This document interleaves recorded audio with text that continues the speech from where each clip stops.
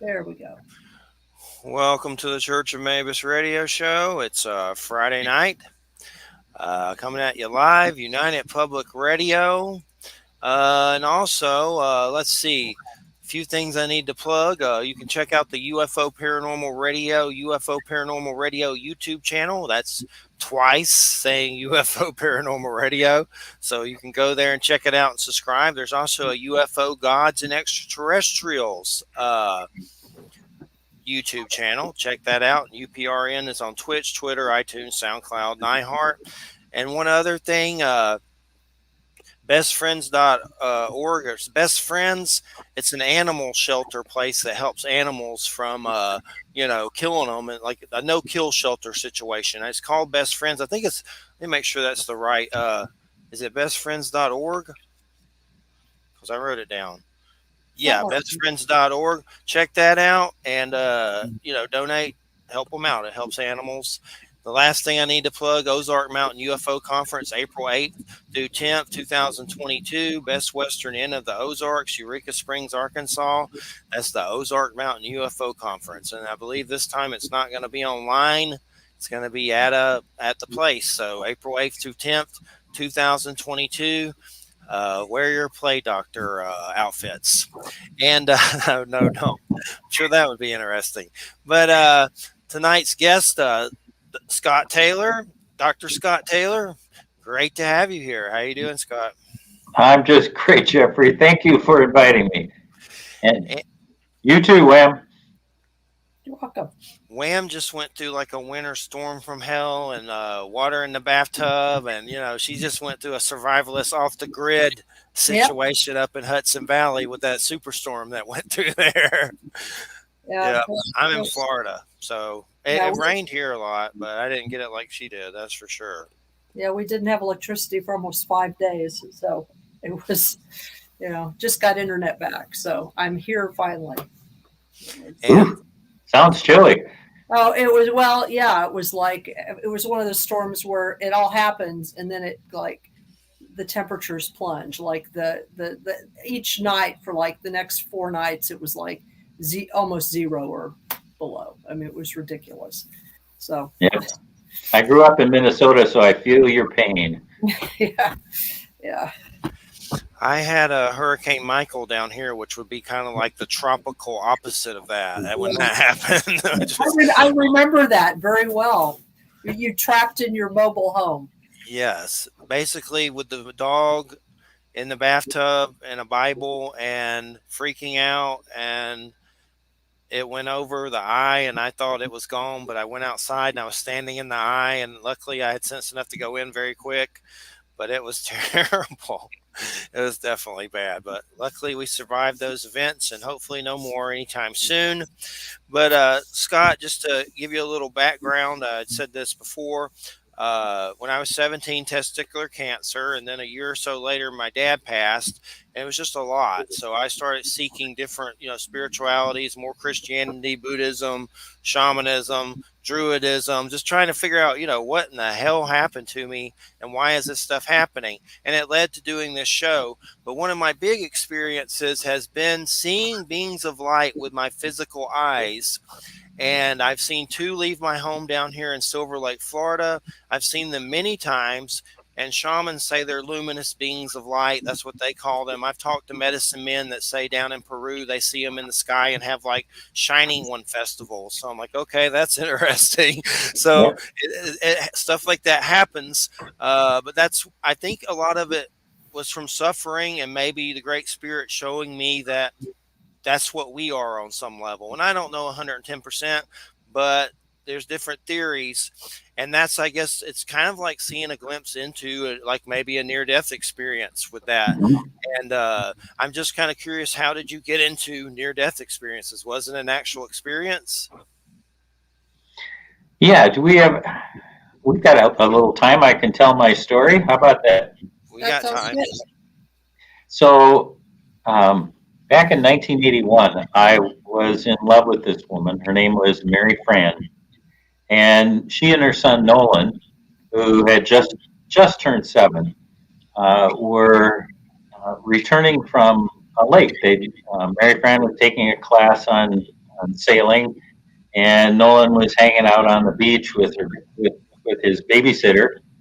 And as they left the lake and were turning left onto a county road, um, Mary Fran looked into the setting sun, didn't see the car coming, pulled out right in front of it, and it hit her right in the driver's side door, killing her instantly. And Nolan was in the back seat, and he wound up with this um, severe head trauma. And both of them were taken to um, Rochester Mayo, and it took Nolan 6 days to make his transition. That winds up becoming important because during that intervening 6 days between the accident and when Nolan made his transition, there was a lot of time for um, the relatives to come and hold vigil for Nolan. And Mary Fran was one of 9 children, and so her brothers and sisters and spouses and boyfriends and girlfriends and aunts and uncles, grandparents showed up, really good friends, and that's just on her side of the family. And then there's my family. So there was a lot of us who were in the waiting room and holding vigil with Nolan. We had devised this scheme where we would, in 2-hour shifts, we would go in and read to Nolan or talk to him and keep him company. Nolan was in a coma, but we know from all of the death and dying materials that hearing is the last physical sense to go. And so there was probably a really good chance that even though he couldn't respond to us in any kind of verbal way, he could hear us. So we wound up talking to him. And so on the morning of the 6th day, Mary Fran's oldest sister, Janny, and I had the shift from 3 in the morning until 5 in the morning. And we went in and we read stories to him, and we talked about all of his relatives. And if you get 40, 50 relatives in a small waiting room, there's funny stories that come out of that. And the group had gone on a raiding party and stolen the cushions off of other couches in the hospital just so they could put them on the floor. There was all kinds of things we were trying to do to keep it light and know that that we cared about him. So it gets to be about 4:45 in the morning, just before our shift was to end. And Janny was an emergency room nurse, trauma care, and so she knew this drill. And she's standing at the end of the bed and looking at the charts. Yeah, excuse me. And she, then looks at the monitors that are surrounding the bed. And what happened was, she just shook her head and looked at me and said, "Scott, it's time. We need to say goodbye." So she reached out her hand, we grabbed some chairs, and we sat down next to Nolan's head. And what happened then was that Janny was talking to him and said, we love you and we care for you. You've been a very brave boy. You've been fighting to stay with us, and we so appreciate your struggle. But if your mother comes, now remember she died 6 days before. Yes. So she said, "Nolan, if your mother comes to pick you up, you can go with her. That's okay, and you can be with your mother."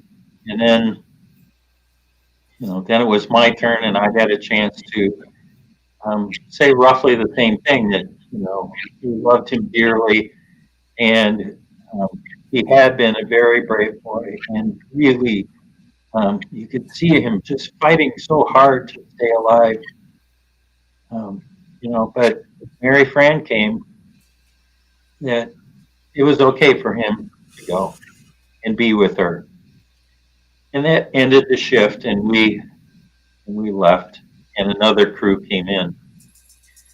Well, about 45 minutes later, the nurse came into the waiting room where we were all trying to sleep and scattered higgledy piggledy everywhere. And she said, "It's time. It's time. You need to come and be with him as he slips away."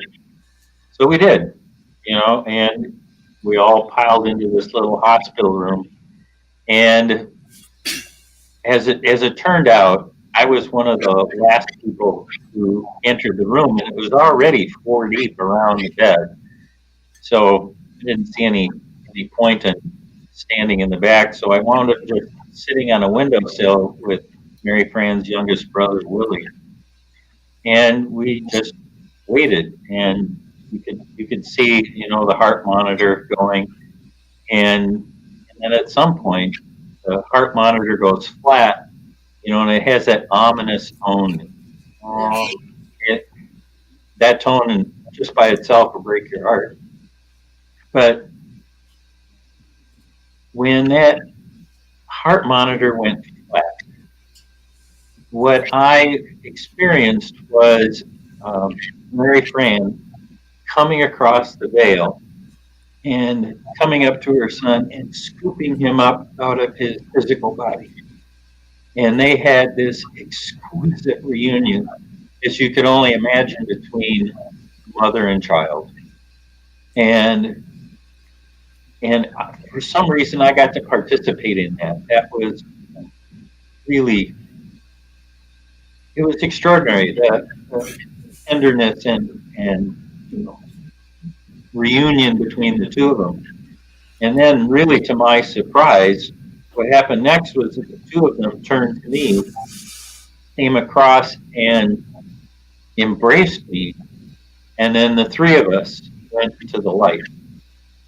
And I've never been in such a profound place in my life.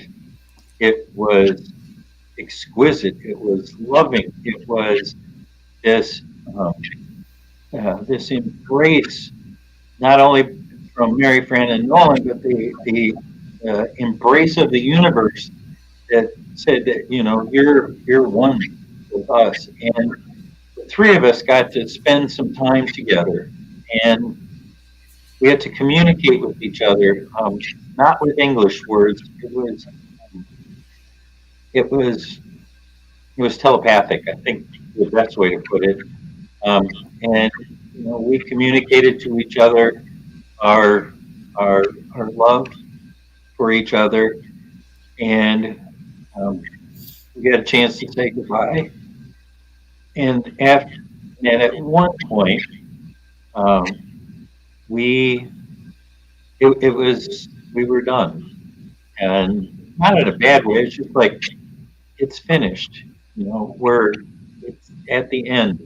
And then Mary Fran turned and drew Nolan, and the two of them went off further into the light. And I'm there, and then I come back to my physical body. And now we know this as a shared death experience.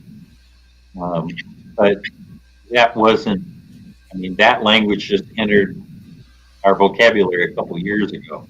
Yes. Known as an empathetic near-death experience or shared near-death experience, all of those titles. But that's not the end of it. What was really unusual was that I'm with Mary Fran and Nolan in the light, and we're together and communicating with each other. But at the very same time, I am absolutely present in the room with all of the grieving relatives. And I know this because I'm at this spot, and it's like the love of the universe is just trying to break out of me. And my face is filled with joy and it was entirely inappropriate for the room. I mean, they moments before had lost, their nephew or their grandson or their cousin, and people are hugging each other and weeping on each other's shoulders, and I'm in this state that I can't even begin to describe how blissful and unconditional love it was. So anyway, the only thing I could think of to do is to take and cover my face with my hand, because if somebody had looked at me and saw what my facial expression was, it would have been misinterpreted.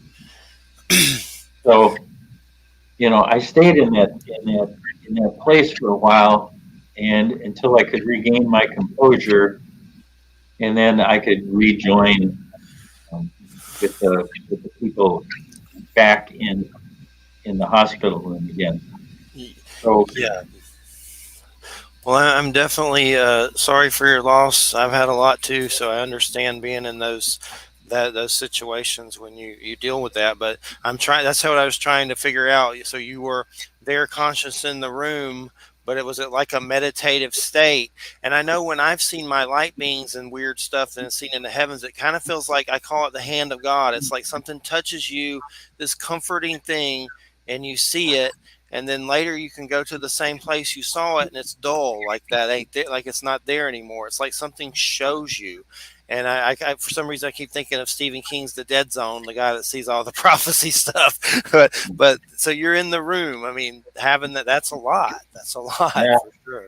Well, it was. Now we call that bilocation. Because I had two separate consciousnesses that were independent and fully functioning. I was in the room and I was fully present. I wasn't in a meditative state in the room with the relatives, and I was with Mary Fran and Nolan in the light, and communicating with them. So I had this split, and I grew up in southern Minnesota, small town. Just it was Mankato, Minnesota. Those of you who watched Little House on the Prairie, that's the area that I grew up in. And my faith tradition was a Presbyterian church. And let me tell you, I mean, they don't talk about bilocation. They don't talk about the fact that that you can witness somebody crossing the veil. It's just not in the lexicon of the Presbyterian church that in the moment of your greatest grief, you are in your greatest joy. And it's even to this day, when I tell this story, I get choked up about it. And, part of it is I'm sad, but it's been a long time, it was 40 years ago. And at the same time, it's incredible joy that it's available to me, that I can close my eyes and I can be in that space again, and that's an extraordinary gift. So what do you think happens when we die? From what I've seen, it seems like we're these like weird glowy light aliens or something. That's what it seems like. And these are the cocoons, like the movie Cocoon by Ron Howard. I've brought that up Yeah. 4 million times. But what do you think happens? Are we glowy light beings? That's what it seems like. Well, it's really interesting you should ask that, because have you had Bruce Grayson on by any chance on your show? No, I haven't. So he's like the number one guy. He did all of the research from the very beginning into near-death experience. He's a medical doctor. He's a psychiatrist, and I had a chance to have a conversation with him this week, and I asked him that question. So I said, you've interviewed a zillion people who've had near-death experiences. What form do we take? And he had a really interesting answer, and it's one that I agree with. And it goes like this. He said, I think in the near death experience that anybody who has one, that we all have essentially the same experience, but in our brain has to make sense of the experience, and the only thing that it has to draw on are the metaphors that are stored in our memory. And so when you read the experiences of near-death experiencers, when you read their stories, he said it reads like they're culturally derived. So if you're Native American, you would see, your totem animals. If you're Christian, you might see Jesus. If you're Muslim, maybe you see Muhammad. It's just the idea is that um, that they're pulling off of what it is we know to try to make sense of that experience. He told me a great story. He said he was interviewing a trucker who had a near-death experience, and when the trucker left his physical body and started to go towards the light, he said it was the weirdest thing. I just went, I went right up this tailpipe towards the light, and I went, well, how perfect is that? Other people would call it a tunnel. Other traditions would call it a well or a cave. It's so the answer is it can take all different kinds of forms. There are tons of stories about light beings and the role that they play with us, and that essentially we are a light being, and then it even goes a little bit further by saying you can actually even lose that energetic look and become a point of consciousness that exists without form. So, yeah, it kind of depends on where you are on this Yeah, spectrum. yeah. I get it though. I get Well, it. I have been I've been studying near death experiences for 25 years now, and one of the things I people need to have this sense of transition. I'm in this physical realm, in this physical universe, and I'm now moving into a non-physical universe, and that sense of transition can take all different kinds of forms. Um, now we most commonly associate it with a tunnel. It doesn't have to be a tunnel. Um, the new research that just came out a couple of weeks ago, William Peters did it in his new book, At Heaven's Door, talking about shared death experience, the kind I had. Hmm. He was saying that there's a lot of ascension. So instead of going down a tunnel, the idea is like you're ascending upwards. So maybe that's a staircase or an escalator or floating, or some way of our spirit body moving upward into the light. It's definitely. I found his book and saved it to look at later on Amazon.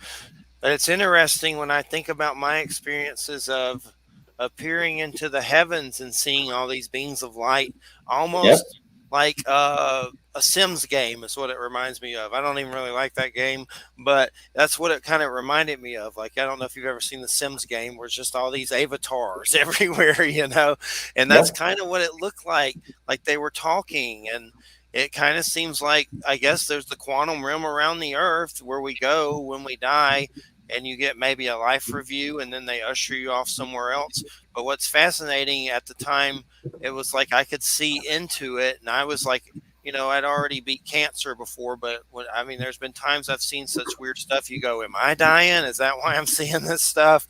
And it's just like, it's a gift that I'm still trying to figure out, and I'm sure you are. But it definitely, and I know you had that experience, but did any more come, and what happens? I know you're into the meditation, so I know you've had a lot of interesting things happen there, right? Yep. Yep. Well, um, one of the things that happens as a result of having had a shared death experience, or anybody who's had a near death experience, um, is um, that you touch the light. And when you touch the light, it changes everything, absolutely changes everything. And there's this wonderful metaphor that Anita Morjani uses when she was describing it. She says, it's kind of like you're in this big warehouse and you've got a flashlight and you're working your way down to the other end of the warehouse and you've got this flashlight that's illuminating the path ahead of you, and you can't see the end, but you know you're going that way. And then all of a sudden somebody turns on the light in the warehouse. Boom! And you can see how enormous the warehouse is, and it's filled with all kinds of things you could never have imagined.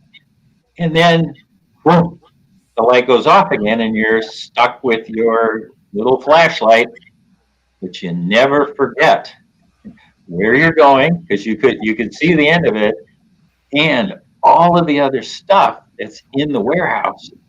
And you're going, well, what was over there? What was in that box? That kind of looked like the Ark of the Covenant. I mean, just you get this. It's not that conscious, but there's this sense of curiosity that all of a sudden gets lit by the fact that you touched the light. And so that's what happened to me. I wound up. It wasn't this conscious. This is like a pattern I figured out after the fact, but I wound up going to all the ancient sites to see if there was still some residual energy there that would allow me to go back to that spot where I was with Mary Fran and Nolan. I absolutely knew that if I did it once, I could do it again. And so I went to Stonehenge, and I went to Machu Picchu, and I visited the Sphinx and the Great Pyramids and all the temples along the Nile. I studied with shamans in both North and South America. I went to Japan and studied with the Emoto religion. I mean, I did all kinds of things to try to touch that space again. And it wasn't until I went to the Monroe Institute and discovered their method of meditation, it allowed me to enter into that same space again and be able to hold that space long enough that I could, begin to navigate around the non-physical universe.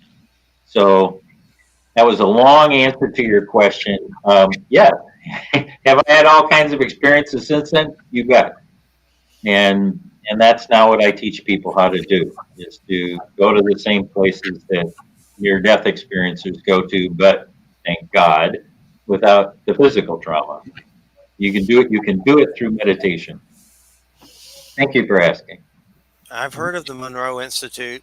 I mean, I know we meditate in a various assortment of ways, but I'm still kind of trying to, to learn exactly what it is. It seems like just going into your headspace and closing your eyes and, seeing what happens, so to speak. But I'm still trying to figure it out, I guess. I know I do it on certain levels, but I'm still learning about it. There's a lot to learn, I think. But is that really what it is on a lot of levels, breathing and just closing your eyes and kind of focusing on the like you'll see energy in your head or whatever you see, Well, I think it's about matching our personal vibrations to the vibratory level of where we want to go. So, for instance, if you want to go to the tunnel and you want to explore the tunnel, well, that's at a certain vibratory level. If you want to go see your dead relatives, and well, that's at another vibratory level. That area of life between lives, that's another vibratory level. Not many people have teased this out yet, but in near-death experience, people touch the light, but there's 3 different kinds of light. There's the common one we all see, like the one Harry Potter had, was a white light at the end of the tunnel. That's a really common metaphor. But there's also clear light and black light. Mm-hmm. And so each one of those is a slightly different vibratory level, and there's a different kinds of experiences associated with each one of those. And so at its core, it's about matching your vibratory level with the vibratory level that you want to go to. Some people do that naturally, like you, Jeffrey. You've had an experience, and what you can do is, close your eyes, kind of recreate that experience, remember what it was like, and you can go there again. We are very good as human beings in remembering what it is, how we. I'm not saying that right. We human beings learn very easily about different vibratory levels. We just have to learn them, Yes. and it's one of the things I think that Bob Monroe did. I think he was brilliant at it. Was inventing this how to use binaural beat technology to enter into meditative states so that we can be there long enough to use tools and techniques to navigate the non-physical universe. So, did So I answer your question after all that? yes, you did. You're doing a Okay. great job. I'm really enjoying it. And I love when I find out more about my weird light being experiences, and this definitely helped me to learn more about all, what I saw and everything. I'm So I got curious. I got one for you. Okay. So a lot of near-death experiencers, when we go to the vibratory level where the light beings hang out, and um, there are certain light beings that are assigned to us. They're like our teacher protector. That's a shorthand that I hear all the time. They don't call them light beings. They call them angels. There's all different kinds of names, but they're they're assigned to us, and their job is to introduce us to the non-physical world from an energetic perspective. And very often, what they'll do is they will merge with you, or you will step into their energy field, or they will step into yours. And I guess it goes both ways. But the idea is that when those when you step into that space, there is this sense that their light infuses every part of your soul and or your spirit body or your light body, and that any of the dark and hidden places that exist there because of our lifetime here on Earth, um, there's just no room for it anymore because the light from the light being just drives out all of the dark places. And it is this sense of being totally loved, that everything about you is valuable and worth loving, and there's no secrets anymore. The dark spots, the light spots, everything is worthy of love, and that we are treasured as souls. And that is the experience that people walk away with. When they merge with a light being. It's unconditional love. I And think I do it sometimes. I'm not going to rule it yeah, out. I'm telling you. I think so. There are situations, and I know you said you went to some sacred sites and things. I've had some extraordinary experiences with the sun, and I think these beings of light somehow are connected to the sun, as is our energy bodies. But I've had experiences where I've closed my eyes and then let the white light of the sun fill your body, and I've had some really weird things happen, like scrying in a lake. I was in a gym once and I saw like a pink spear over every person in the gym. Just some weird ones. One of my weirdest ones, uh, I've never seen a gray alien, but I've met people that have. But at this particular time, I think I saw a gray alien. I let the light fill my body. Went into a house where there was a woman we were helping with hospice. She's passed away now, but she was 91. And I went and let the skylight, that light, come through my body. And then I walked through the house and I saw what looked like an astral body of like a gray alien in her room and peeked out. And it was really quick. And you're like, is that just the sun messing with my head? You know, a sunspot like a flash does with a camera. Yeah, But it yeah. really seemed like I saw a gray alien. But my point is, it seems like these light bodies and our souls are connected to this sun source, which it could be, you know, is God or the tunnel of light or whatever. But somehow it's given me sight and help with that. And I'm just kind of curious if you had any run-ins like that with the white light and stuff like that from the sun. Um,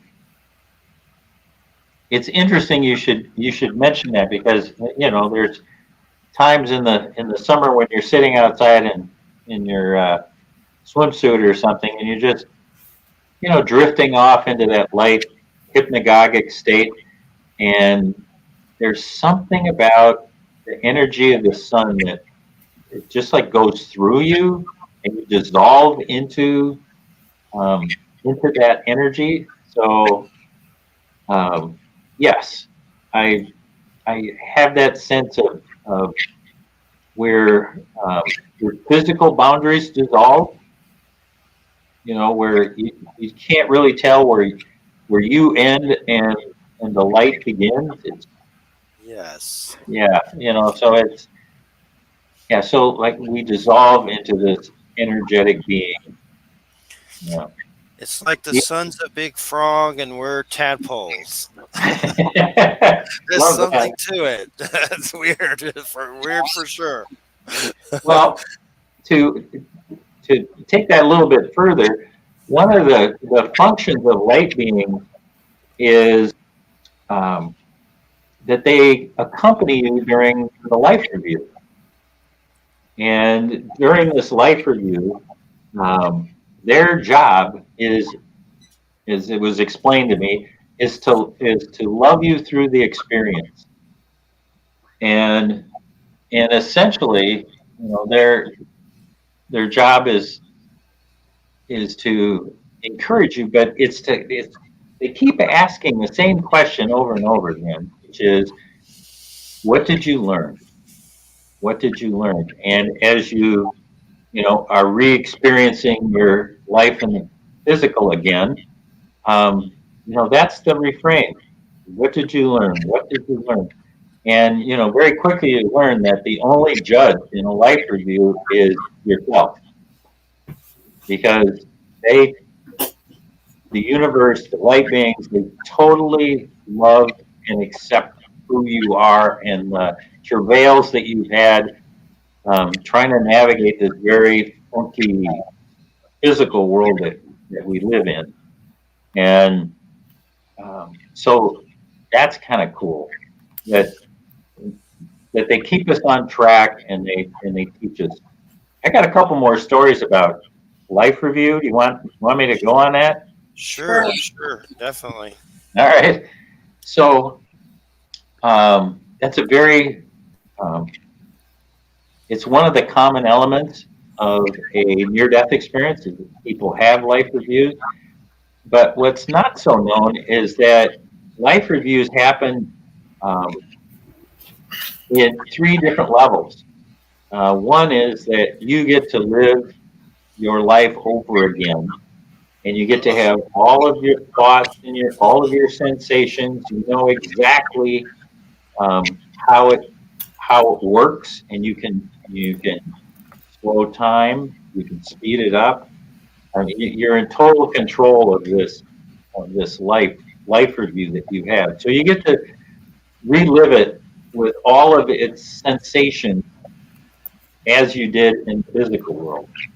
I had a guy tell me that at one point he slowed it way down. It was during the summer. He was in Minnesota, and he said he was out on the lawn and he could count all the mosquitoes flying around him. He could slow it down that much. I thought that was kind of. It's like afterlife VR. Yeah, exactly. But so that's one thing. The second thing is that you can, at the same time, you are reliving your life. You're reliving it as the other person who's in the exchange. So when when the three of us get to relive our life in the life review, I am me, but I'm also Jeff, and I'm also Len. I get to be and hear and see and understand all of your thoughts, and so you get to see the consequences of this relationship, whatever that is, what's going on. And so you get to, that checkout person at the grocery store who irritated you. Well, what was that all about? Well, you're reliving it as the checkout girl. She's 16. It's her first day at work. They didn't show her how to use the registers. She's frustrated. She wants to do a good job, but they didn't train her. She doesn't even have a badge. They didn't have one. You get to understand all of that. And then the third thing is that you get to relive your life again, but you live it from the omniscient point of view. So you're up above the scene and you're going, oh, look what happened. I told Wham this story, and then she went and turned to her friend and told that story again, and that affected, the gas station attendant because the story got told again. And all of a sudden, you get to see how whatever interaction it is that we have, Mm-hmm. how that ripples out in our lives, in our families' lives, into the community at large. And then all of this happens outside of time. So this is all happening at the same time. You relive your life, the other person, omniscient, all at once. So this is where English begins to fail because when I say you get to relive your life, you're thinking of it sequentially, but it doesn't really work that way. It's like all of it, you get to relive it all. That's where that expression came from. Yes. My life flashed before my eyes. Well, it's literally true. It's just like that fast, and you get to relive the whole thing. All right.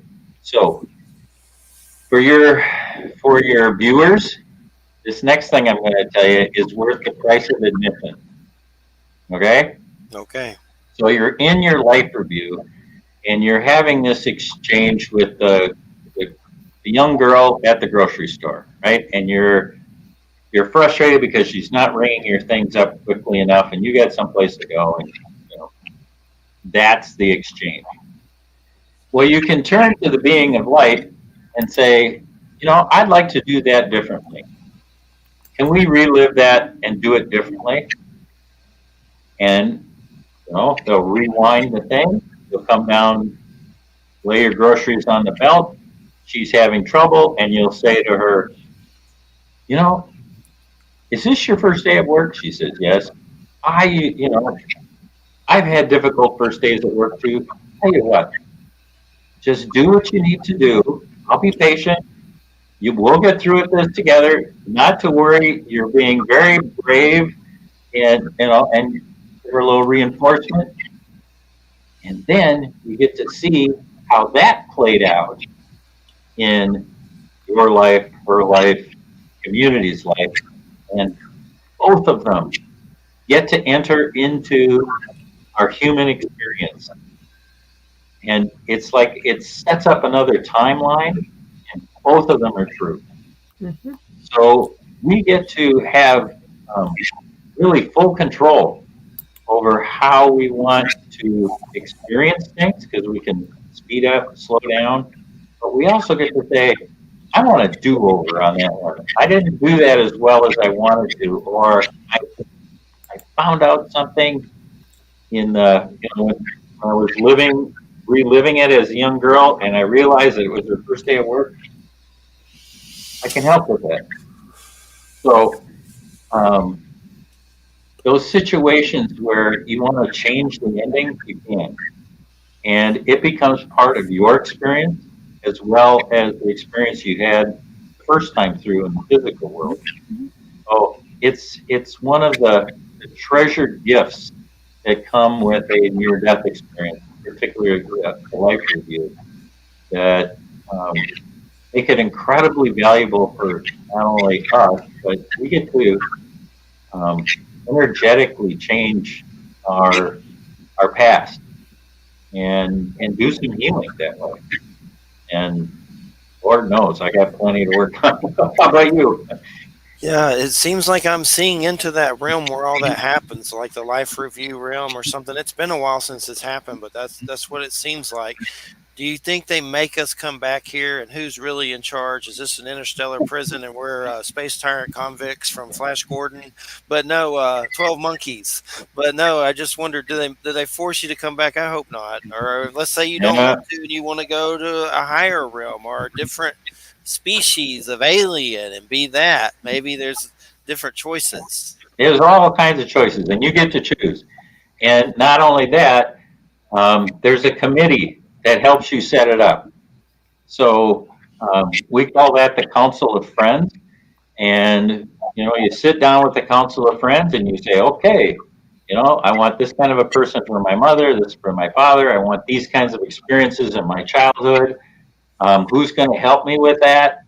How am I going to, transverse into adulthood? And, so you get to map out your life, and you arrange with other people what roles they're going to play, and poof. And then you get to go into the physical world where energetically it's laid out for you. You still have free choice. Yep. And it's one of those, when I finally got to that space, I began to really appreciate what Mary, Fran, and Nolan did for me. Because if we sat down ahead of time and said, Mary Fran said, I need to have this experience for myself, but it can help transport you into a different realm. And Nolan, says, what I'm going to do is, when I make my transition, I'm going to invite you, to come and join us during that first part of the trip to the light. And it's a very humbling thing to realize that those are gifts that we have arranged with each other. It's so I have this desire when I go to into the afterlife. There's some people I want to meet, and one of the people I dearly want to meet is Judas. Judas Iscariot. I was raised in Presbyterian church, Christian tradition, but I have an entirely different view of him now, because I can see where when Jesus was laying out his life, he said, I can't do what I need to do without somebody who will sacrifice themselves for me and turn him in, essentially, and play that role and be vilified for 2,000 years. And I thought, who would do this thing for Jesus? It has to be his best friend. Has to be. And so how do we come to that space of recognition that in our lives sometimes some of the really tough stuff that happens, like Mary Fran being killed in a car accident, might have been a gift to me. And maybe it was a gift to her family too, that this is something that they needed to learn through her death. So I do know that it was an extraordinary gift for, I think, 17 other people, because both she and Nolan were donors, organ donors. In fact, Mary Fran was the donor, the first heart transplant donor that Mayo did. And so she started a legacy with the Mayo systems. Her heart was the very first one to be transplanted into a young woman, a mother with 2 kids who, that fibrosis thing. Yes. And she got another 6 months worth of life.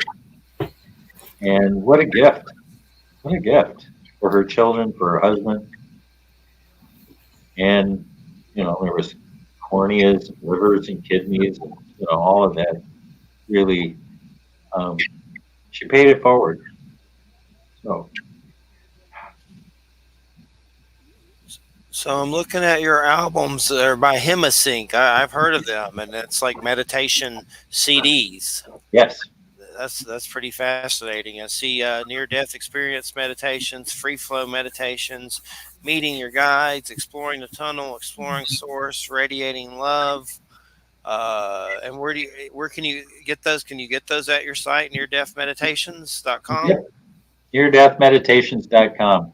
What I tried to do with those series of albums is to put people into the vibratory state that's associated with the most common elements of a near-death experience.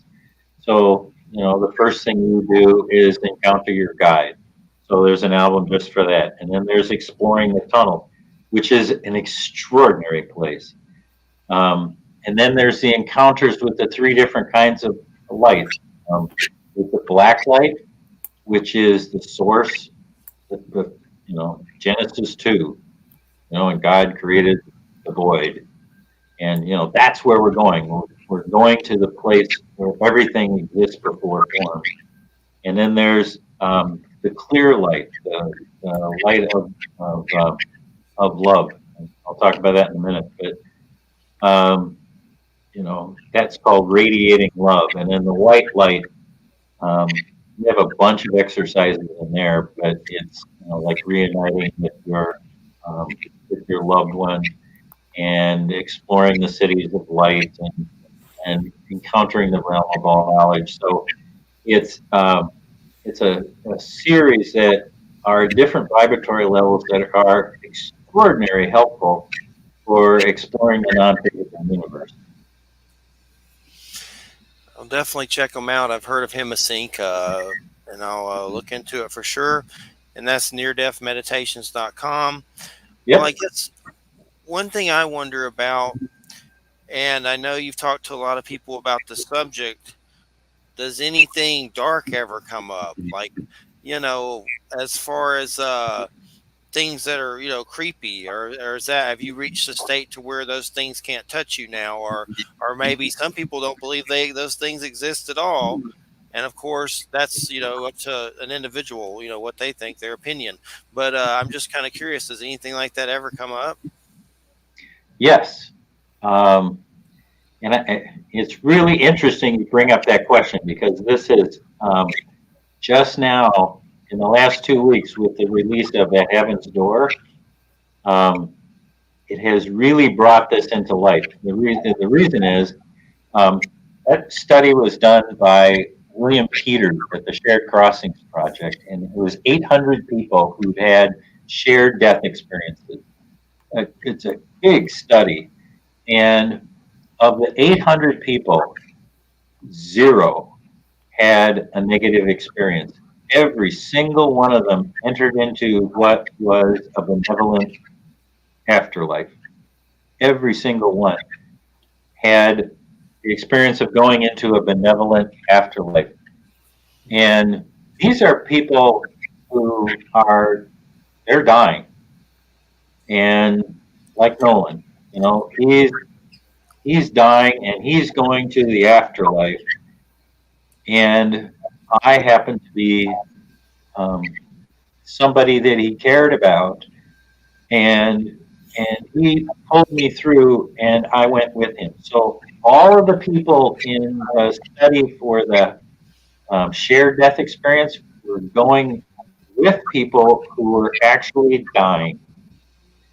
That's a pretty big point. And every single one of them went through the middle and afterwards. Back to near-death experiences, that's a different thing. This is where, my physical body has had such trauma that it dies. And then I leave my body and I go and have this experience in the non-physical realm, and then I come back.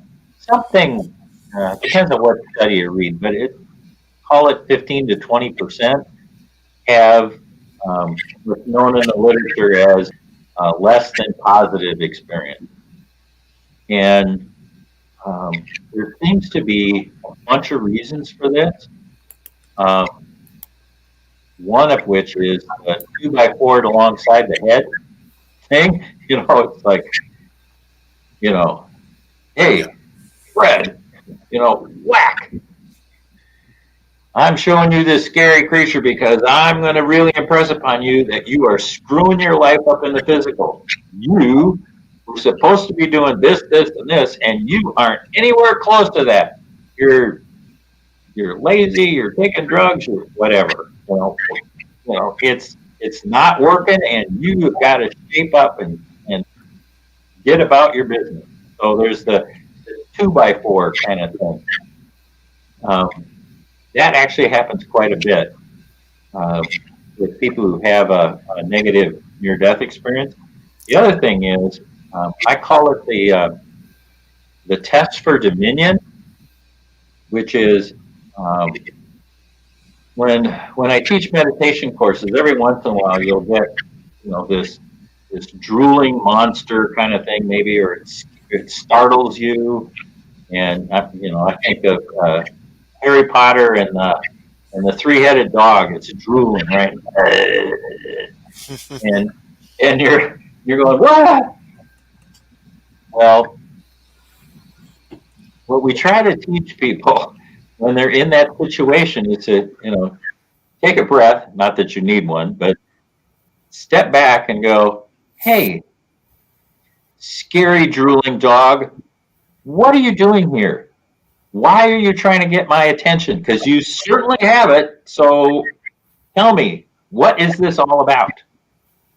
And almost universally, a scary dog will morph into some sort of guide figure who says, okay, we have been trying to tell you for years that you need to go to school on the East Coast or something. I made that up. It's just there's some sort of message they're trying to get through, and this is how they're choosing to do it. Joseph Campbell, Joseph Campbell and the hero's journey. Yes. Some people viewed negative near-death experiences in terms of that, and saying, what's happening here is that you're at the phase in your life where you are being tested, and that you have to overcome this test in order for you to continue on your journey. And so it's a test. It's designed to help people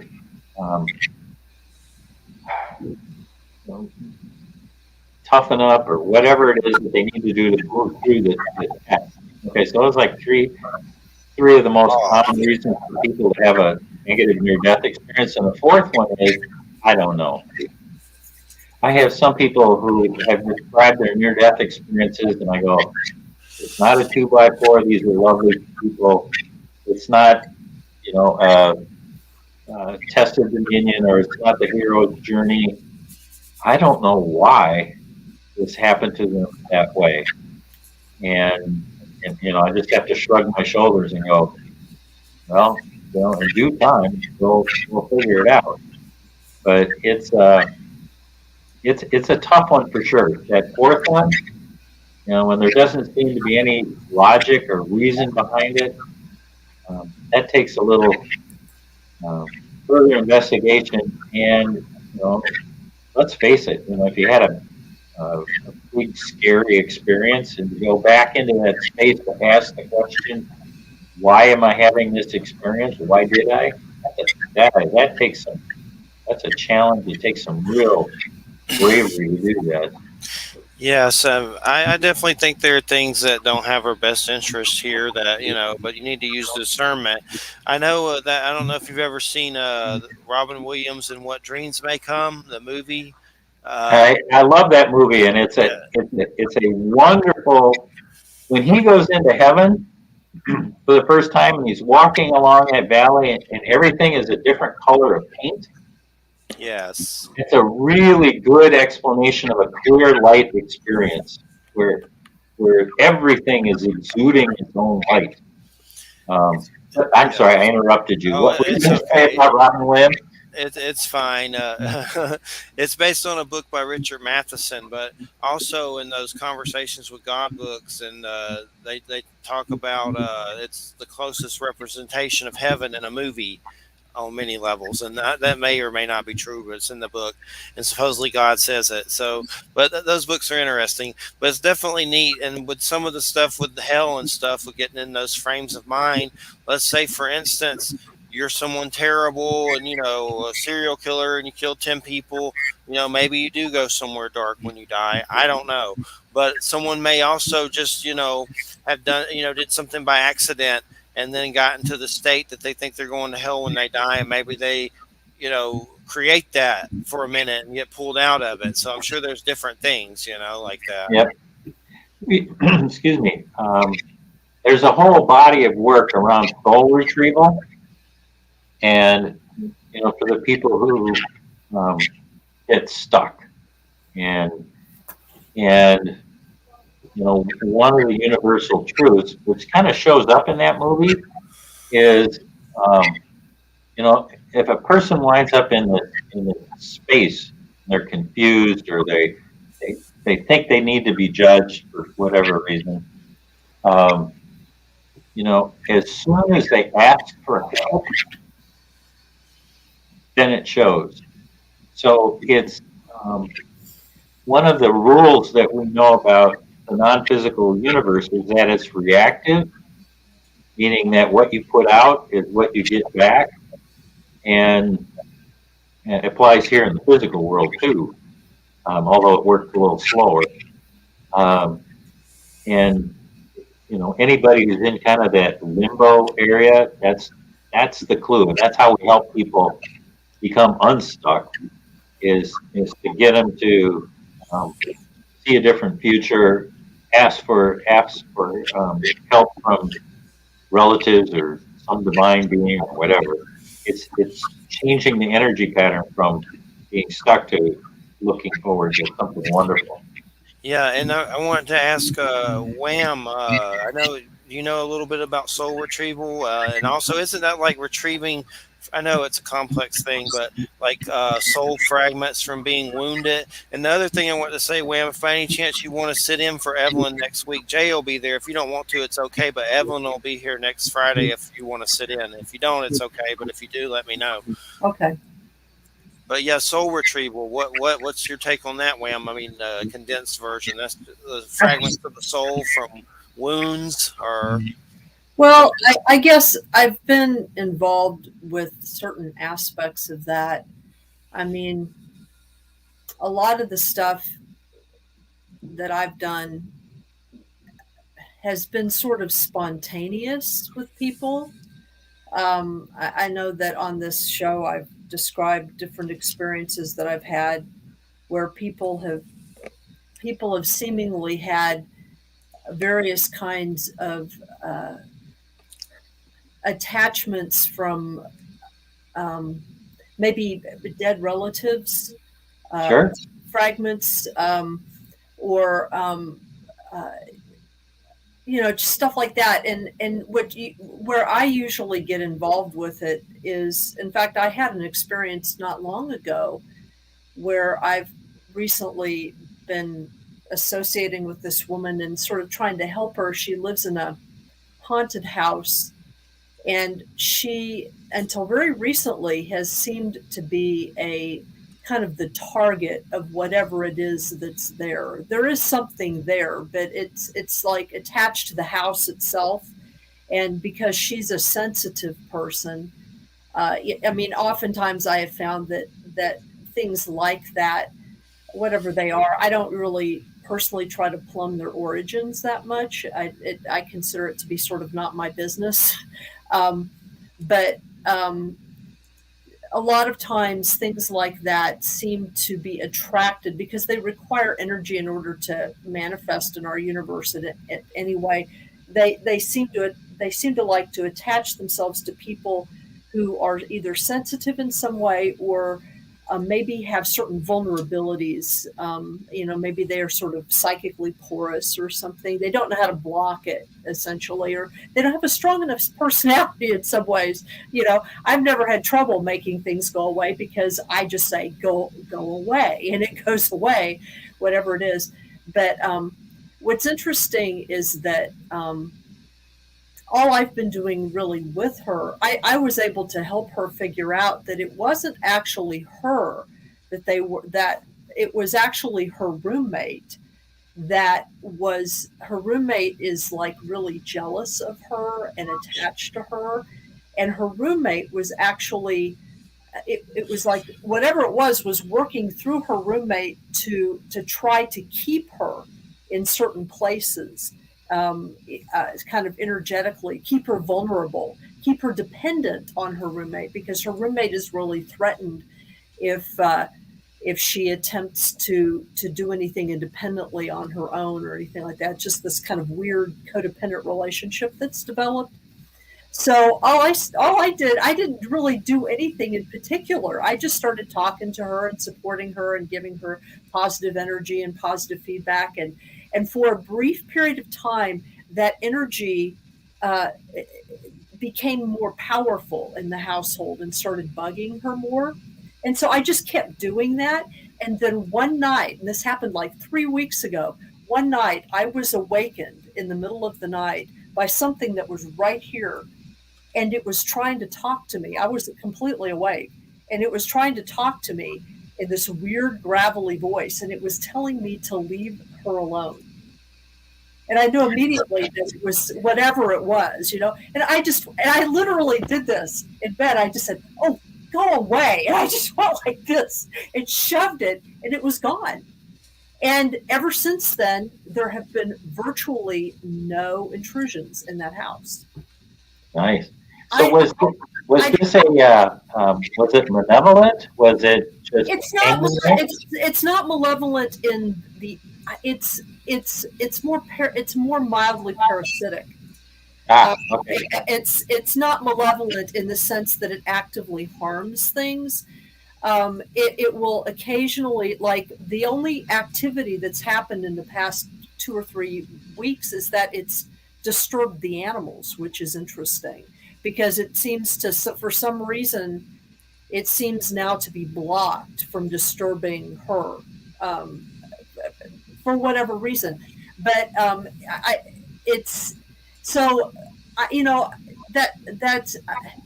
I connect that to soul retrieval because it's been a similar process with me when I've become involved with people who have asked for assistance. And I just kind of, I don't have any particular technique. My whole thing is just,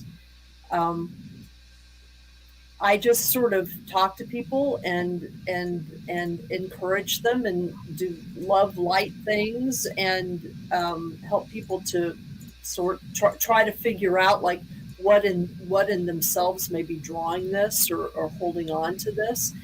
And I don't really do anything specific. I mean, I've been taught certain techniques by certain teachers, but every situation is so different that I really can't.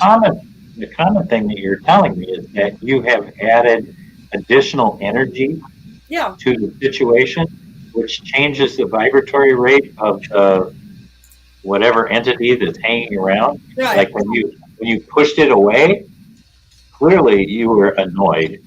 Oh, and you wake me up at your peril. I mean, this thing with discarnate entity, well, even with humans, but anything, you wake me up and you know. Yeah, so you clearly shot a bunch of energy at this thing and completely changed its orientation. So it's off doing a different thing. And it's all okay, well, at least the work that we do, it's the same kind of thing. We're changing their energy level by. Well, I like what you said. We talk to them, and like there are people waiting to see you. Don't you want to go visit your friend? There's Yeah, there's a I really mean, nice place to be. All of that changes our. right. And I guess, I mean, part of what I've told this woman is that, and this is what I do just around my own house, is that like the house I live in is an old house. It's like over 100 years old. Lots of people have lived in and died in it. It's got a lot of memories. This is an old house, you know. I mean, to me, houses are like living entities, and they contain all the stuff that's been in them, you know, all the probable realities and everything that's happened in them. They're just all here. And so I don't necessarily want to make any of it go away. It's kind of interesting, you know what I mean? But there are things that the house occasionally expresses itself. It'll make weird noises, and weird things will pop in and out, and you know, whatever. But I don't necessarily feel the need to block any of that or do anything. For me, what I do is I just try to maintain my energy at a certain level, or help other people, you know, build their energy to a certain level. So if anything's going to interact with me, it's got to raise itself to that level. It's got to be at that level. And if it's not, you know, honestly, I may know you're there, but I'm going to ignore you because you're a butthead. You know, you're going to have to choose growth if you're going to talk to me. You know, I'm not going to deal with it. I do the same thing with humans. You know, if a human isn't going to be civilized talking to me, then I'm not going to consign them to hell in my brain. I'm going to wish them well, but I'm not going to have a lot to do with them because I can't really talk to them anyway. Yeah. We're existing at that vibration where communication is difficult. So, you know, I mean, I guess that's what I do. I don't know if that makes any sense, Jeffrey. It's not specifically soul retrieval, but some of the I've had experiences, like I've had my own experiences where I had a really bad head injury at one point years ago. It was one of the times I almost was killed, and in a freak car accident, and I was on my back for like literally 2 weeks recovering from it, and as a result of the process of recovery from it, I started having a series of experiences which I later came to recognize were, I guess, what some people call past life experiences, which I'd never really had before.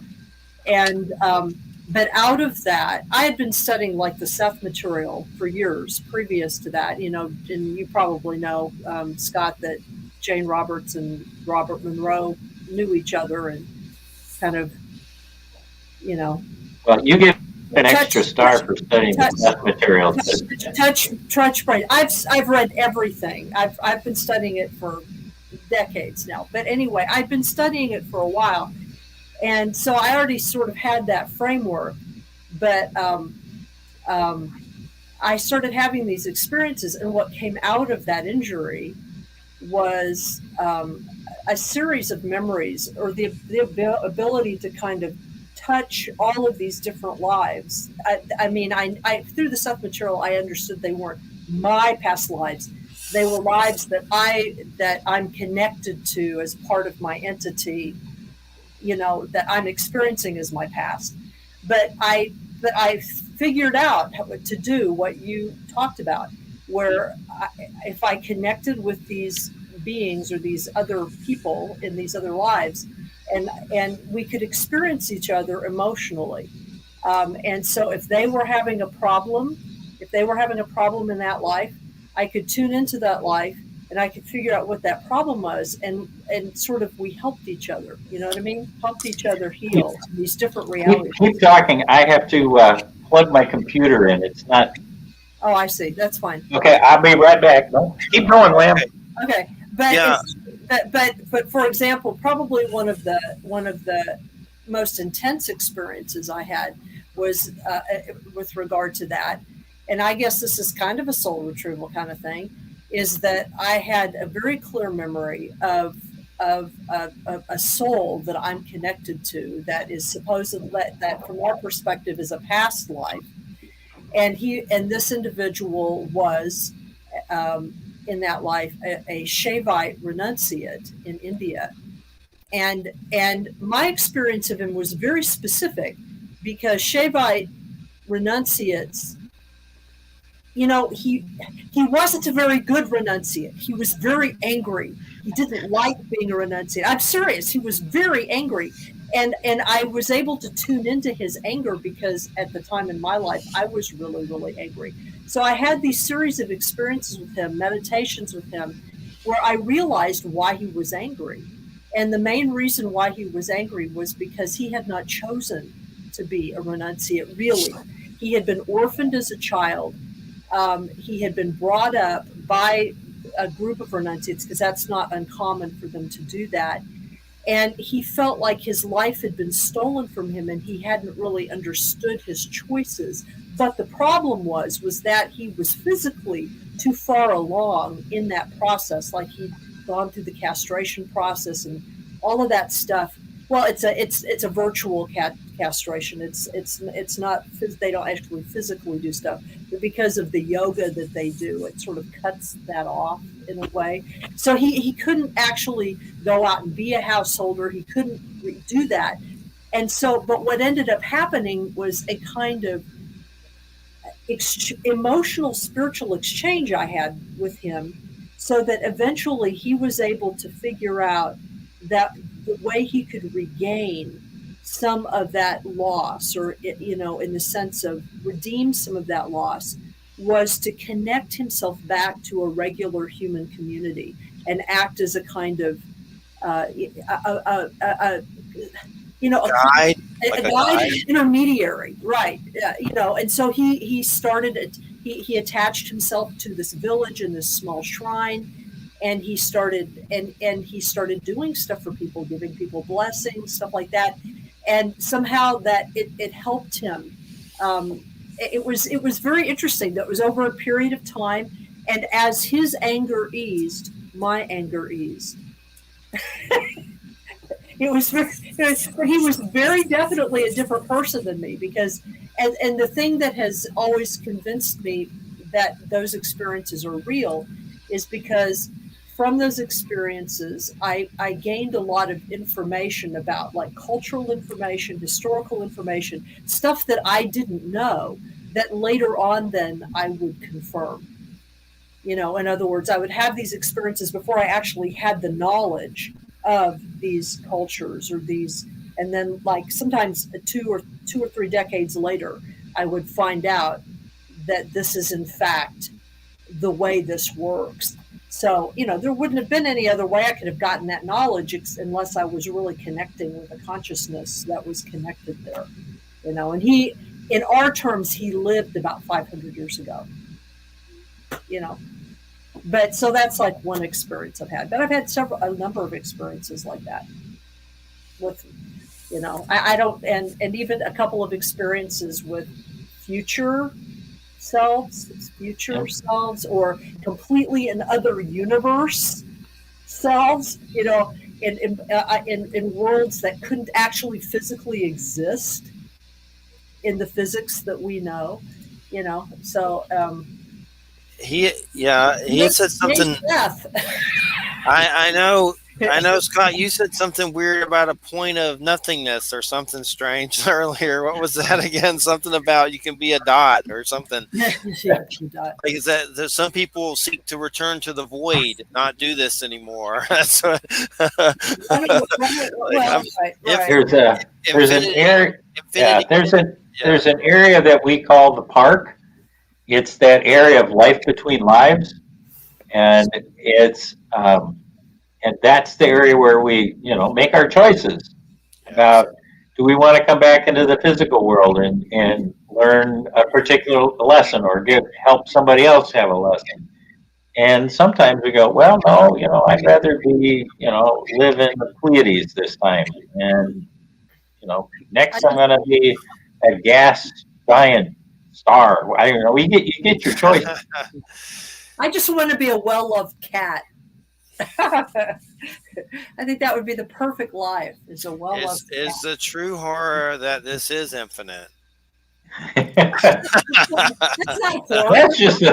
just this physical universe. Think of all of it. Yeah, we're talking about all the universes, Jeffrey. All the universes. is Infinity Terra. I'm just kidding. But Viking aliens, that sounds cool, Palladians, reptilians, there's so many different sorts. The Norse, the blonde haired, blue eyes. I've seen a lot of stuff about that. So that's something I've wondered if you can integrate into other alien races. Like, I'm sure at some level, I guess you could. I would think so. Yeah, I would. why not? Why not? It's all good. You sit there and go, yeah, I've done Earth enough times. I Not, want to be ET. yeah, I want to be ET. I'd like to go live in that underwater world and have a carbon-based being or whatever. I The had word carbon-based beings. I'm thinking Star Trek here. The silicone-based beings, yeah. I had a weird experience a few nights ago where I was feeling a lot of anxiety and high blood pressure. And for some reason, I was like, I feel the devil. Not quite sure why I said that, but it gets creepier. My mother woke up from a dream and thought my brother was looking in a window, and my brother was not. He was asleep. And basically, her window was closed and she was sleeping, so no one was looking in it anyway. It was in a dream space, someone looking in the window, and she came out at like 5 in the morning expressing that someone was looking in the window after I had that weird, creepy, anxiety. It's just weird. I don't know what the hell happened, but I said prayers, Archangel Michael, and prayed Psalms and from YouTube and whatever. It's about all you can do. But it was a strange experience. But Hey, that's an extraordinary. There's all that literature around lucid dreaming. Where you enter into these states that are hyper real, and all the things you can do in that to work out your issues. I find one of the things really fascinating about lucid dreaming is it's easy to do out of body work. You can roll out of your body in a lucid dream very easily, and it's one of the reasons that people teach that as if the traditional Bob Monroe way of leaving your physical body doesn't work for you, there's a bunch of other ways. When I was first working on out of body stuff, I tried the classical method and from Journeys Out of the Body. And I actually did it. I mean, and it worked and scared the crap out of me. Which is really common, and I know, and it was like it scared the crap out of me, and I've never been able since then to get that technique to work again, just because it scared me so much. But I know it works. I got a hint for you then. That's really common. It happened to me too. The first time I had my traditional out of body experience or classic out of body experience. Yeah, I floated on my body. I flew through the ceiling, and I was just, oh crap! It was just I slammed back into my body and I was going, ah. Yeah. Well, what I come to understand a lot later was that there's a difference between being afraid at a soul level and being afraid at a physical level. Yeah. At a soul level, I'm all over this. This sounds like fun. We're going to go tool around the universe. We're going to explore things. This is just great. But the physical body, if we're leaving our physical body at the wrong time, you're supposed to be doing this at night, dude. You're supposed to be doing this during the day. That means we're dying. Yeah, I was very aware that it was my physical body. It was yeah. It's really helpful for any of your listeners. If that happens to you, it's really helpful to have a conversation with your physical body, and to be all right, I scared you. I'm sorry. I'm going to warn you ahead of time next time. It's perfectly safe. Everybody's, and you kind of do this little talk to your physical body, and it helps. It helps. So thank you for bringing that up. I think that's really valuable for those of us who tried and tried and tried, and when it actually works, you're going, oh, Well, one of the interesting kind of things that happened after that, though, is I snapped back in my body, and I like I said, I was really clear it was my body, because my body was going, "You're dying. I'm dying. I'm going to die if you do this."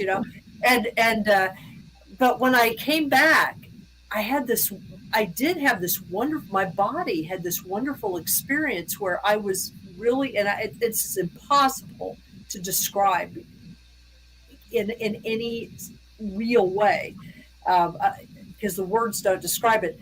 But I was acutely aware of every single cell in my body as kind of like a cell of light. It was really incredible. I remember just laying there and thinking, "Whoa, that's what my body is." Okay. I think think of the trillions of small bits of consciousness that make up this thing, and we think it's just one consciousness. No, it was like this. It was. This is a joint effort, dude. It's really amazing. I mean that part of it was very cool. So, I've had other out of body experiences since, although most of them are spontaneous now and done differently. But it was. Well, one of the things that I started teaching at Monroe is bilocation. What happened to me when I was in my near-death experience. The fact that you can be fully present in your chair doing your meditation, and you can be someplace else. Mm-hmm. And that technique is really helpful for people who want to go down this path of learning how to navigate the non-physical universe, because you don't have to do the classic out of body, and you can do something that's a lot easier to learn. Yeah, I've done stuff similar to that. The indigenous teachers I've worked with have taught me stuff that's similar to that. When I send out like bear medicine or something, that's the sort of thing we do. I guess is bilocation, because you're in more than one place. You're in more than one place. Sometimes multiple places, actually.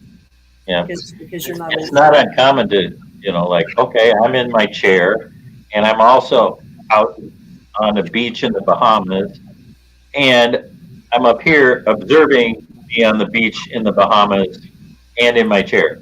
So you got three going on, and the most I've ever heard about is there was a Swami in India who could hold 6 simultaneously. He's the man. He's probably also got time to concentrate on that. Yeah. So, Scott, tell us about some of these shaman stories, dude. Come on. I know there's got to be some interesting. You said shamans. We've had a lot on the show. I have a book that's interviews, archives from radio shows of them. I just love that kind of stuff. Is there anything else you could tell us about any of that? Oh, sure. I went down to Peru and studied with Don Eduardo Calderon. He's not alive anymore, but back in the 80s, he had gotten a message from his teachers, his non-physical guides, teachers, that it was time to open up the shaman tradition to Westerners. Up until that point, it had been a fairly guarded secret about how this worked within his lineage, and so he went on to explain how we would become part of his lineage, and we would go through a ceremony in order to do that. Okay, so we're sitting around a fire, and we each got our rattles, and we're singing the song Yichi Tai Tai and you I or, and it goes on and on, and you do it like 10,000 times a night. It just goes on a long time. Meanwhile, Don Eduardo Calderon, in order for us to be initiated into his tradition, started to name his teachers. And he would start with, my teacher was, I'm not good with Spanish names, so it was, Fred, and then before Fred there was Bob, and before Bob there was, Joseph, and then, he just, and it went on for hours, where he was marching back his lineage and back to the very first shaman. I mean, that was in his lineage anyway. It was one of those that just blew me away. Okay, second story. We are doing um, an exercise or a ceremony around a spiral, like a labyrinth, but it's a spiral in and then a spiral out. And and the idea is that what we're doing is we're going in as we're walking backwards. In his tradition, that would be we're slowing down time.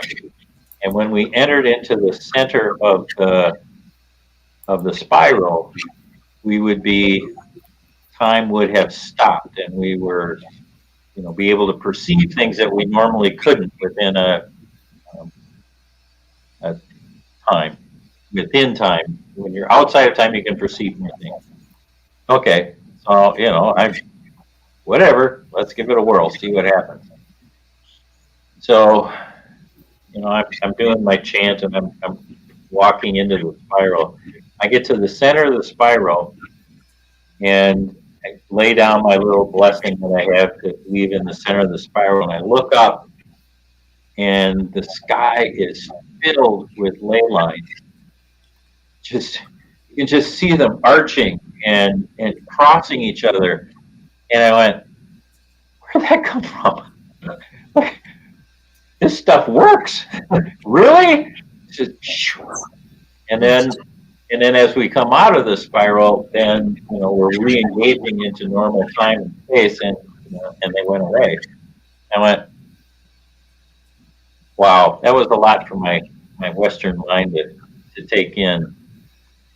Probably the last one I had, we're at Machu Picchu, and a couple of the guys decided they were going to climb Huayna Picchu, which is the sister at Machu Picchu. There's kind of a volcanic core of the valley is next to it, and you can climb up it. Anyway, so they decided to climb up, and so they started to climb up, and they noticed this funny looking rock that was off to the side of the trail, and it didn't have any moss on it. It just shouldn't be there, and they had this really interesting. Anyway, so they picked it up. It was about the size of a grapefruit, and they bring it down, and so we're sitting there talking that night, and the group of they bring it out and say, guys, what do you think this is? Well, we had a geologist in the group, and like her mouth just dropped, and she goes, that's a meteorite, and it's full of nickel, some sort of metal, so it's all shiny. And so he said, let's hold a ceremony. Let's ask the meteorite why it's here. So we did the same sort of thing. We got in a circle and we started chanting, Itchy died, and then Don Eduardo, being kind of the advanced person that he is, did his magic, whatever that was, and starts to enter into a conversation with the spirit of this meteorite. And it turns out it was a guide and it was um, um, the guide resided within the meteorite, and it had recently arrived on Earth, and it was in particular designed to help humans with their transition. That we were entering into this new epoch, and that this guide needed, I'm not sure that's the right word, um, was acknowledged um, for his arrival, and for the role it was going to play with each one of us as helping the planet and our species evolve into our next stage. So Yes. I thought that was kind of cool. Definitely fascinating for sure. So, has any UFO stuff ever come up on any of these adventures? Um, uh, the I taught at the Monroe Institute for 35 years, and UFOs would it depends on the group of folks. Some folks are really good at calling in UFOs, and so it could be a little hot spot right there, and and so we had some folks that would go out late at night and call them in, and they no landings that I know of, but they come and hover. Strange things in the sky. Yeah. Yeah. So yeah, they're looking after the troops. For sure. And the Monroe Institute, I've heard of it. Is there's books? Is that the best place to start if you want to learn more about it? Is there books? Essentially, Bob Monroe back in the 1950s started having spontaneous out-of-body experiences, and for a decade he wrote about them as he was trying to figure out what they were good for, and he was trying to map the non-physical universe based on his experiences. Nice. And a good friend of his, Russell Tart, the urban legend is that he stole the notes from Bob Monroe and took them to Doubleday. Said, "This will make a hell of a book," and brought back to Bob Monroe a contract that said, we can take and turn those notes of yours into a book, and they're willing to pay you to do it. Wow. And that turned out to be Journeys Out of the Body. Mm-hmm. So it was the very first popular book that described out-of-body experiences. And he wrote 3 books in general.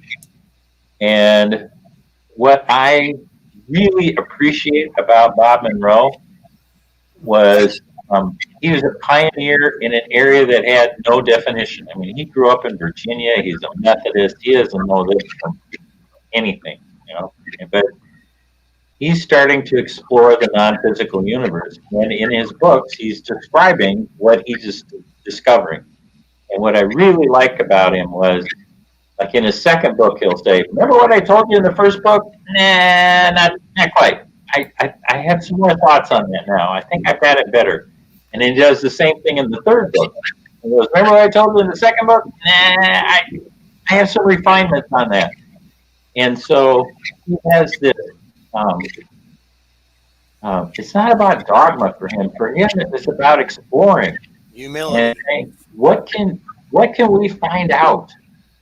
And how can we take and use that knowledge to better our understanding of the universe and of ourselves? And so what we know about the non-physical universe has continued to evolve in the 40 plus years of the Monroe Institute. What we know then versus what we know now, wow, it's hugely better. And I thought, back to Bruce Grayson. This is a little segue from before. He was telling me Bruce Grayson, NDE guy. Yes. He went to visit the Dalai Lama in, is it Darshan? I can't Dharma, remember. Dharmashala or There whatever. you go. Yeah. Yeah. So where he lives in. India. Anyway, he went with a group of scientists, and it was a conversation between Buddhists and Western science and how they approach their work. And the Dalai Lama started off the conference by saying, you know, Western science and Buddhism approach the world in almost the exact same way because we are both about empirical observation. Buddhism isn't locked into its dogma. If we find out new information, we change, just like science changes. We find out new information. There's a new theory. So the difference between the two is that Western science tends to find out about the physical universe so that it can manipulate and change it so that life is better. And he said Buddhists find out about the physical universe so they can learn how to live more harmoniously with the world as it is. Mm-hmm. We don't try to change it. And I thought that was lovely. And it turns out the people that had near-death experiences, when they come back, they start talking more like the Buddhists. Oh yeah. Yeah, that they come back and say, we're all one thing. As humans, we're all interconnected. And what it's about is learning to live with each other and learning to live with our physical universe in a harmonious way. And I love that about the work. When you talk to near-death experiencers, there's that real heartfelt connection that they have with not only themselves but with other people. Definitely interesting for sure. And there's just so many ways to look at it. And the journey, I guess my biggest question is like, if do you have to keep coming here until you reach a certain level to ascend, so to speak? I guess I just keep wondering if it's forced and that they make you come back here until you reach a certain, level of attainment or something like that. I don't know if that's how it works, but I guess that's one of my biggest questions is figuring Yeah, that out. my sense is that no, that's not how it works. My understanding is different than that. Is that you get to choose whether you want to come back and what lessons you want to learn, and when you're done learning what you want to learn, you can go and do something else. Yeah. What are you going to do next time, Scott? Love more, laugh more. Well, it's we got 4 minutes. It's been great having you on. Your site's what? neardeathmeditations.com. Thank you. And at neardeathmeditations.com, you can find a couple of things that are of value. One is that series of albums that I've done that introduces you to the frequencies and the vibrations of a near-death experience so that you can go to the same places that near-death experiencers go to, only do it through meditation versus, having to have the physical trauma. Let's not do that. And the second thing is we teach a week-long meditation retreat where we do these exercises as a group, and we make that transition about 25 times. So by the end of the week, you really know what's going to happen at your eventual transition, and you know how it's going to look, you know how it's going to feel, you know what to expect, and it really takes away the fear of death. And that is an extraordinary gift to be able to say, at a soul level, this is something that is beautiful, it's easy, and I'm ready when the time comes. Yeah. And if we learn to live, if we learn to die well, You know, we learn to live well. We can live without that fear, and as soon as you drop that fear of dying, it's boy, does that make this life here in the physical world just so much more fun. And we just you get to live life and find it's full of joy, and you take more risks, and you become more of who you were meant to be. So it's one of those things that's the big gift of all of the research on near death experiences. It's not the phenomena. It's it's not the methodology, but it's the impact that it has here in the physical world that allows people to really be um, free. Yeah, it's about freedom and learning to enjoy life here. That's a big one, is the fear of it all. And I've even seen, pretty much what happens, and I still deal with it myself, just the fear of it, the fear of croaking. But think interviews like this helps, and I hope it helps our listeners out there. I know it is, and we appreciate it so much. Thanks so much, Scott. You are most welcome. Thank you, Jeffrey, for having me on the show. Thank you, Wham, for all your really lovely comments. It's made my time here easy. Wow, that was just flew by. It goes fast. Our next guest next week is Evelyn Riesdeck, Shamanic Creativity. So that's going to be a good one for sure. And that's great. Keep us in the loop on any future projects. And thanks, everybody, for listening. You're listening to United Public Radio. And make sure you check out UFO Paranormal Radio, UFO Paranormal Radio. Everybody have a great weekend. And make sure you find out why Baby Yoda picked the Mandalorian over the Force with Luke Skywalker. You'd have to see it to believe it, but it's a big question for sure. Book of Boba Fett, that's the other Mandalorian spinoff show. They're both good, worth watching. Everyone have a good weekend. Thanks, everybody. Bye bye. Good Bye night. now. Take care.